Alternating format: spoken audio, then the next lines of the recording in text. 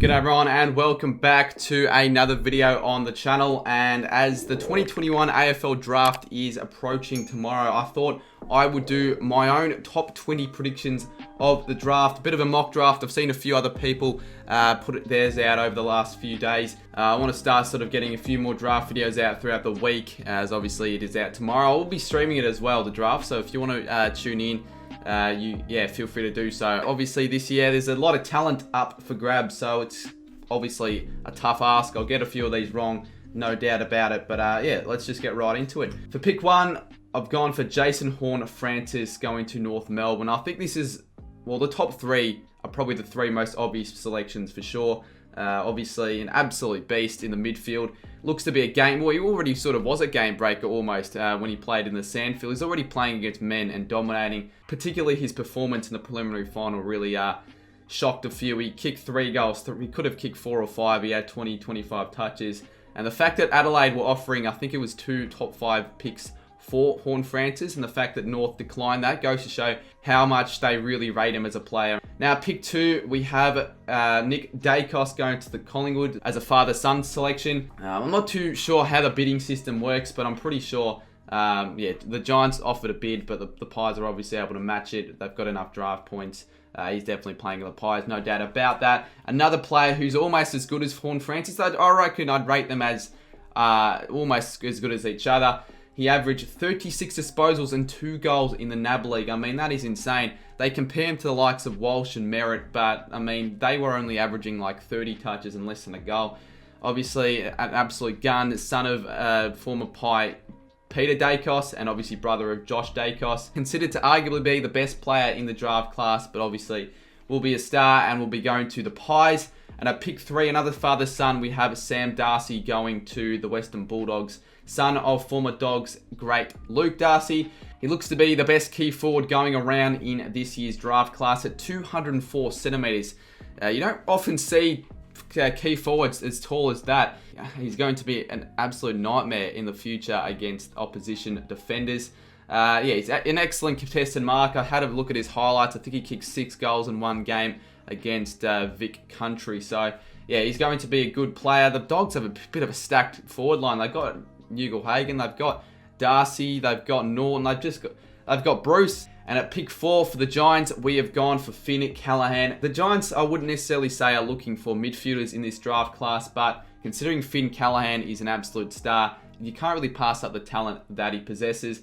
He's one of the most promising players in this year's draft class. He's an explosive, prominent, big-bodied midfielder that should make an immediate impact come round 1 even for the Giants. And for pick 5, I got a little bit of a roughie here. I could have gone for a couple of other options, but I've decided to go for Josh Gibkiss.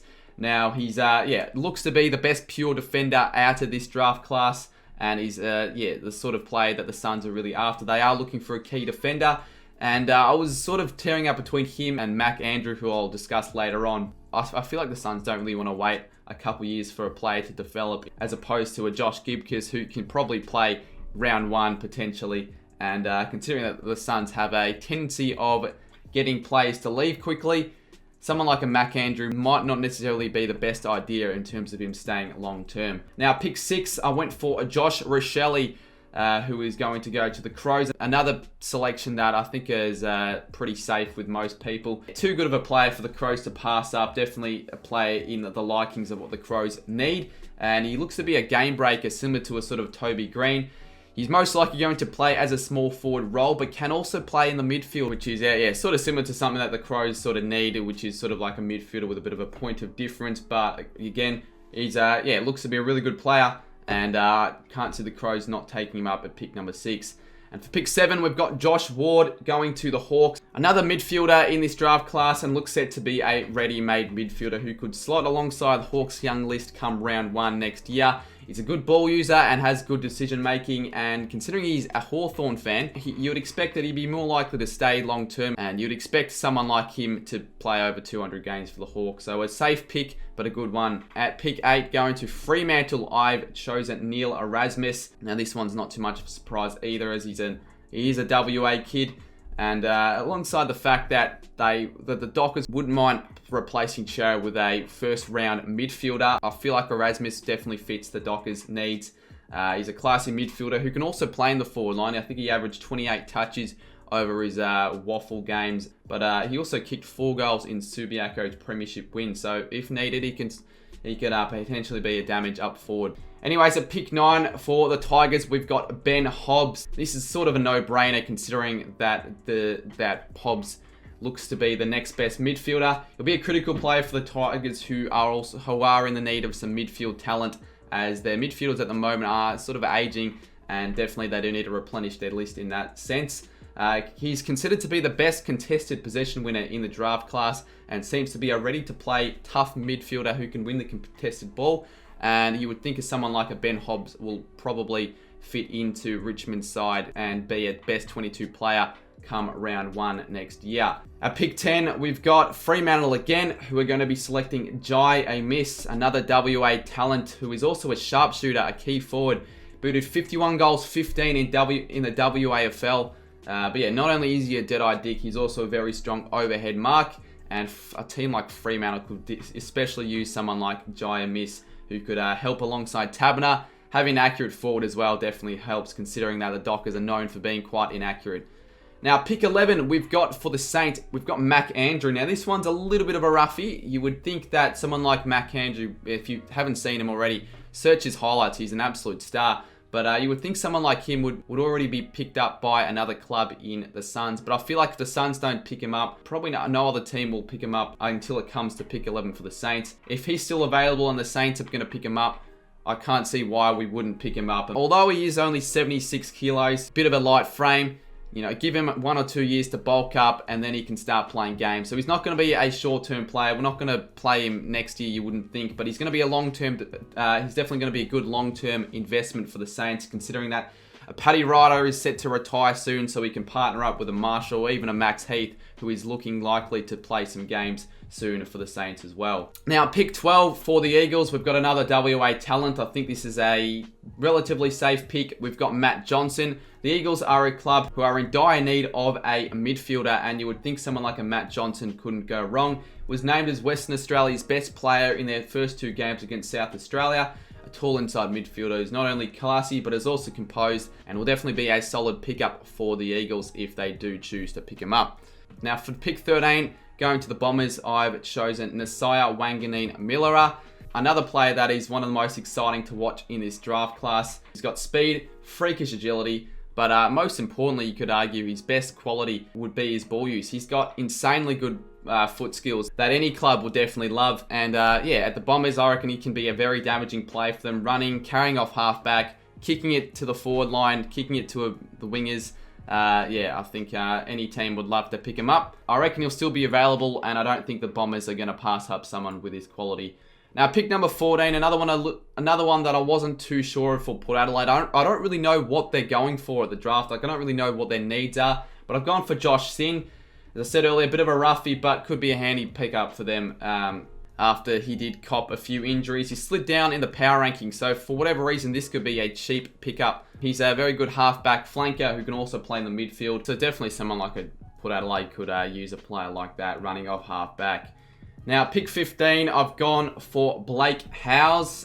Predicted sort of to be selected around the 20s in the draft, but I've gone for him considering that the Giants have already picked Finn O'Callaghan, and Blake Howes is a very good mate of O'Callaghan. So I feel like it'd be a bit of a smart decision to go for someone who's best mates with O'Callaghan. You'd like to think that they'd be more likely to stay at the Giants, who are another team that tend to let go of a lot of players who want to move back home. Although the Giants, I would have to say, are mostly looking for a key defender. Having a small forward to sort of relieve the stress of Bobby Hill potentially going in the next year or two, I think is not a bad pickup at all. Obviously, as I said earlier, him being good mates with O'Callaghan, you would expect the two to be more likely to stay long-term at the Giants, and I can't really see how this pick could go too wrong for the Giants.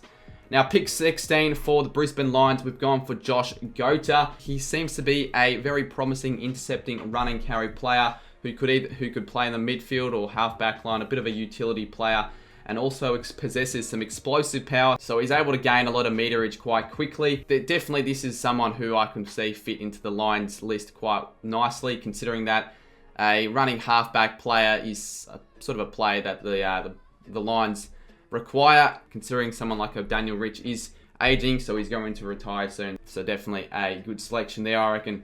Now, pick 17, going to the Tigers, we've got LEEK, ALLEER. So it's sort of similar to ALLEER, not only by the way that the name sounds, but also the way that he plays. He's a rapidly developing, mature age, sandful defender. So he's a couple of years older than most of the other draft class, but he is developing very, very quickly. He's an intercept marking freak, just like ALLEER, and he also holds the vertical leap record in the draft class.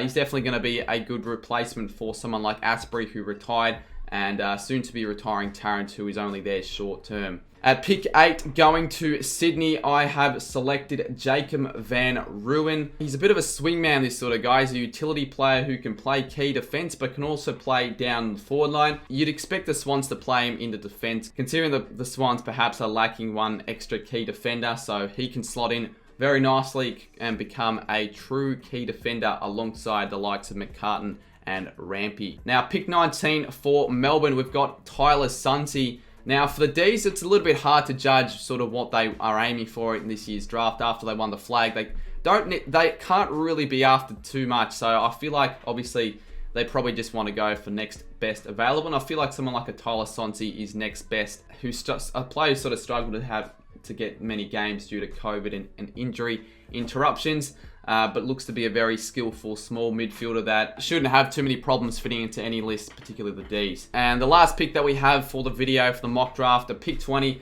for the Lions, we've got Darcy WILMOT, another rebounding defender who the Lions are desperately looking for, who's also able to run and carry off the half back line. And he's also the youngest player in this draft class, so it gives him that upside of physical development that perhaps might be a little bit more difficult for players who are a bit older in this draft class. But anyways, that was it. Those were the top 20, my predictions for this year's coming draft. Yeah, obviously quite tough. It took me a fair bit of research, so I'm going to get a few wrong. I sort of went for a few roughies between the selections of 10 to 20, considering that the top 10 for the most part looks to be set as, yeah, I don't see too many roughies happening in the top 10. However, between the picks 10 to 20, that's where you could see some very surprising selections. And I guess every draft, there's going to be a selection that's going to surprise people. So, as I said earlier, I'll be streaming the draft. If you want to tune in on the Wednesday, feel free to do so.